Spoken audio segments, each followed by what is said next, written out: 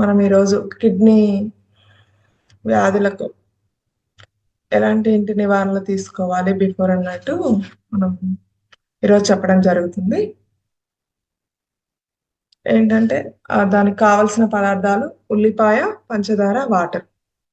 1/2 litre water తీసుకొని బాగా మరిగించి అందులో ఒక 100 గ్రాములు పెద్ద ఉల్లిపాయ పేస్ట్ అందులో వేసేసి 1/4 వచ్చే వరకు మరిగించేసి దాంట్లో తగినంత షుగర్ మీకెంత షుగర్ కావాలో అంత యాడ్ చేసుకొని తాగినట్లయితే దాని రిలేటెడ్ ఏదైనా ప్రాబ్లమ్స్ వచ్చినా కూడా మనం ఇంటి నివారణ ద్వారా తగ్గించుకోవచ్చు.